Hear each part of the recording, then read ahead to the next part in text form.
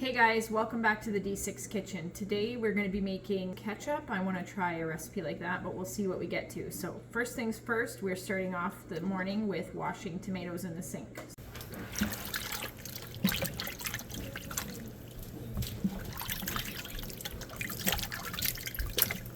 So the reason that we're washing all these tomatoes today is because when I picked them, it was muddy out. And so some of the leaves and the debris on the ground got onto the tomatoes, and we want to make sure that we are running clean tomatoes.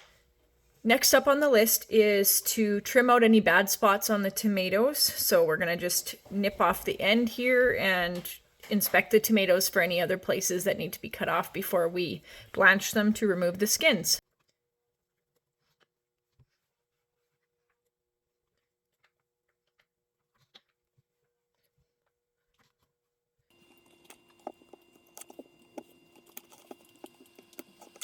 Now we'll just pop in a few of our tomatoes into this boiling pot, and we will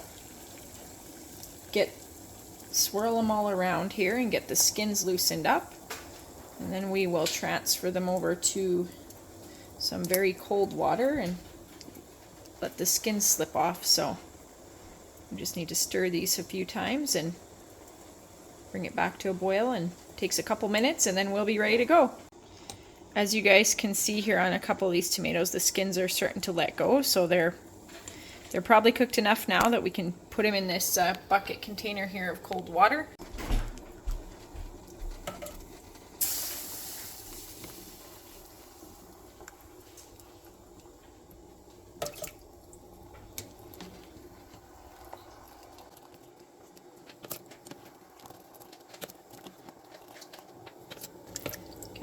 Stir, and it's on to the next batch.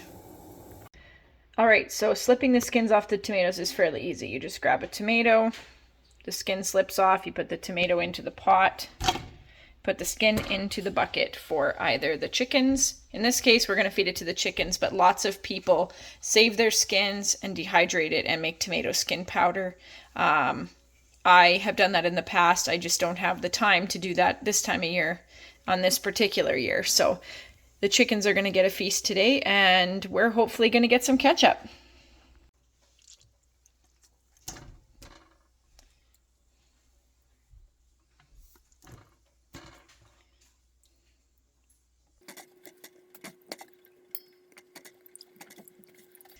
It's a little difficult to do this single-handed, but we got it going. As you guys can see, there's a lot of tomatoes to get through, so this process is going to take me a while, but I won't bore you with the details. Well, that's some pretty gross wash water. Once you get the skins removed, it sure seemed like a lot more tomatoes than it seems once they're sitting in the pot. So now we are going to get a bigger pot to put all these in and start mashing them and slowly cooking them down on the stove. Right, so here we have 3 pounds of tomatoes going into the pot. This is 8 pounds of tomatoes in the pot, and what I'm going to do is just kind of mash this down a little bit so I can fit some more tomatoes in. So I'm going to weigh out 11 pounds of tomatoes and put them in this pot and then cook them down. Alright guys, it took me a minute to realize that running these tomatoes through the blender and then sifting them using my handy dandy mesh strainer is going to work out way better than me trying to mash them and strain them all once they're hot. So we're going to see how this goes, I guess, and try the blender and see if it works. Right, so you can see that the seeds here are all stuck in the mesh, and down in the bottom we have nice clear liquid that's going to become our ketchup. So we only have like 15 more batches to go. Here we are with 11 pounds of tomatoes blended and de-seeded and ready to start slowly cooking down to make ketchup.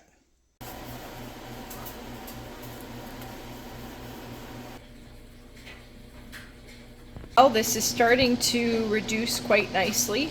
We'll just keep going till I think that it's thick enough that we can add the sugar and the vinegar and the spices. Alright guys, I just added 1.5 cups of 5% pure white vinegar.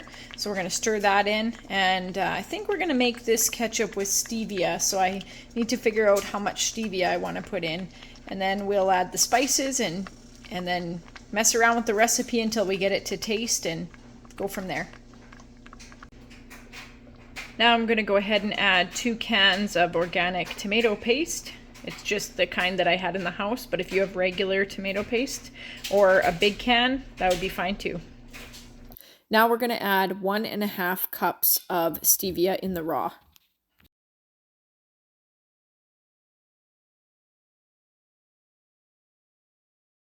I forgot to show video of adding the spices, so here is the spices measured out on a plate for you guys. So usually when I water bath can, I do everything in small batches, and so this stock pot that I got as a wedding gift is an excellent canner. It can fit these pint jars perfectly, and in the bottom there is my rack from inside my Instant Pot, and so I will can this ketchup in my handy dandy good old trustworthy stock pot.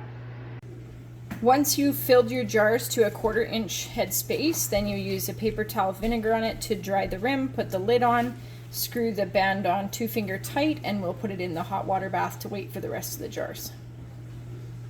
After a quick 30-minute water bath based on our elevation of 1900 feet, we are left with 4 beautiful pints of ketchup. Here's a quick look at the recipe. For a high-resolution image, visit us on Facebook or Instagram. Links to both are in the video description. We appreciate you taking time to watch our videos. I hope this video was helpful and inspires you to make your own ketchup too. Thanks again, and we hope to see you next time on D6 Homestead.